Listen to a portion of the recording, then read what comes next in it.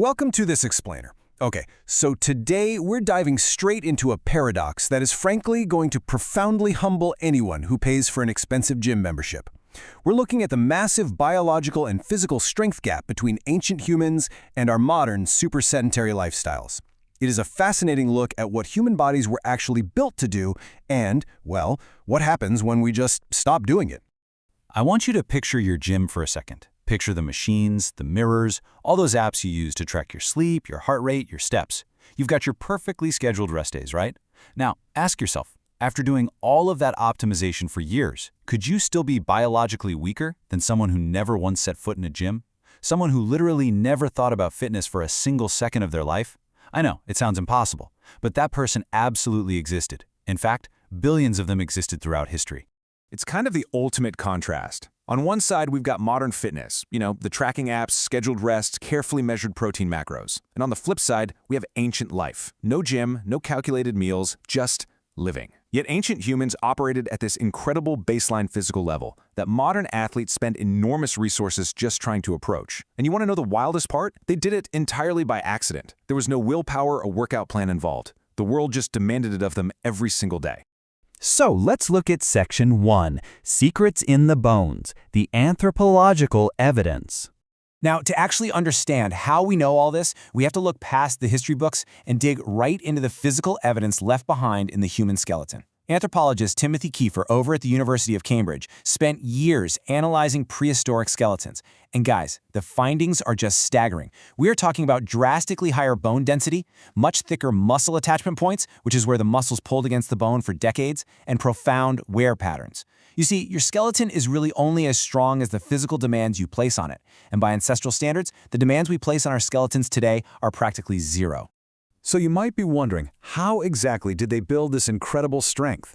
Well, biological anthropologist Kara Walsh-Shuffler found that it actually wasn't from intense, heavy lifting sessions. Nope. It came from something modern science calls NEAT, which stands for Non-Exercise Activity Thermogenesis. That's just a fancy way of describing the energy your body burns through all that continuous daily movement that isn't formal exercise. Walking, carrying things, squatting down to rest, climbing over rough terrain. For us, it's a very specific scientific term, but for ancient humans, it was just called being alive. When you actually look at the data, it is a serious reality check. Take the Hadza hunter in Tanzania. They're one of the last populations living close to a true hunter-gatherer lifestyle.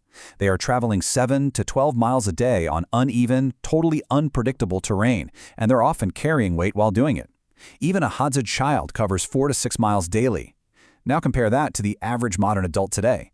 We're logging maybe 3,000 to 5,000 steps on perfectly flat, hard pavement. It's night and day.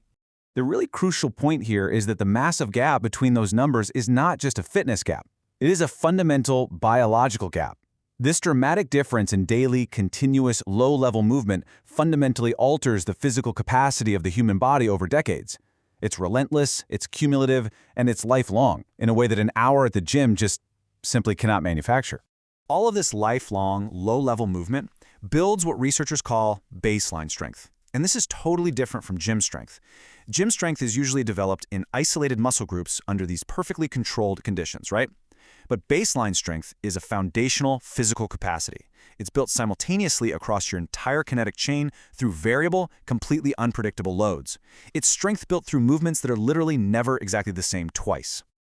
To put that into perspective, think about a modern gym squat.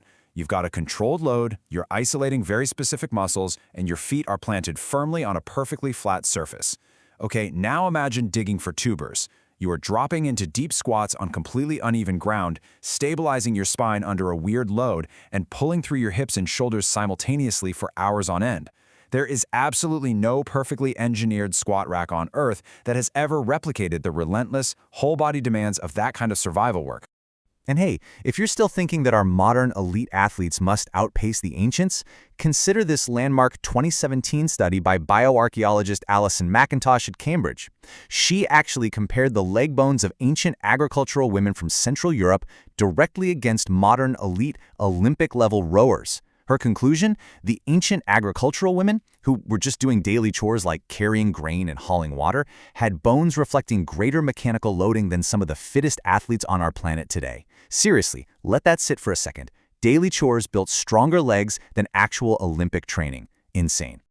All right, moving on to Section 2. Born to Run, the Anatomy of an Apex Predator. If we rewind even further back, way before permanent agricultural settlements, we uncover something pretty incredible.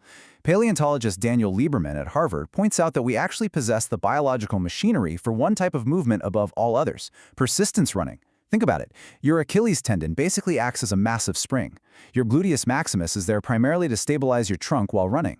You even have these things called nuchal ligaments connecting your skull to your spine specifically to stop your head from flopping around while you jog. We were not built to sprint, and we certainly weren't built to sit at a desk. We were built to run long distances in the midday heat. And because of that incredibly precise anatomy, your ancestors literally ran prey to death. Seriously, ancient persistence hunters wouldn't chase an animal in some quick, explosive burst. No, they would just follow it. They would jog after it, keeping a steady pace for hours across miles of harsh terrain. Eventually, the animal, which is panting and totally unable to sweat like a human can, would just succumb to heat exhaustion. We won the long evolutionary game without ever actually training for it. We just lived. Which brings us to Section 3, the sedentary blueprint, comfort versus capability. Fast forward to today, and we really have to confront a serious problem regarding the physical toll of all our modern comforts. Harvard evolutionary biologist Ian Wallace calls it the chair problem, and this perfectly describes the joint degradation caused by the seated position that most of us maintain as our default setting. Orthopedic research clearly shows that cultures where people regularly ground sit, like squatting, kneeling, or sitting cross-legged, have drastically lower rates of knee and hip degradation than populations who primarily use chairs. 8 hours. That's a huge number, right? Because that is how long so many of us sit in chairs every single day. Your hips and joints were absolutely not designed to be held at a rigid 90-degree angle for 8 straight hours. It actually perfectly explains the severe cartilage erosion and joint mobility issues we see so commonly today. It's just a direct, glaring mismatch between our evolutionary design and our modern environment. And this degradation doesn't stop at the hips. It extends all the way to our hands. Based on a really fascinating study in the American Journal of Physical Anthropology, pre-industrial populations had incredibly high grip strength. That drops slightly for past generation manual laborers, and then it absolutely plummets for modern college men. Millions of years of climbing, carrying, and gripping shaped your hands. But if you spend your entire life just typing on a keyboard, the architecture is still there for sure, but the strength is completely gone. I absolutely love this summary. Your body built the house, but you never moved in. Now look, none of this is meant to make you feel broken or defective. The modern world didn't intentionally set out to make you weak. It just made you comfortable.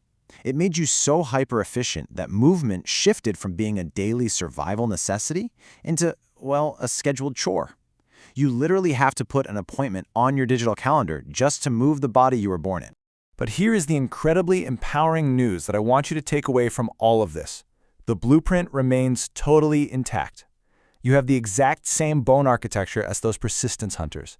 You have the same tendons, the same joint structures, the same endurance cardiovascular system, and the exact same working hands built to carry and throw.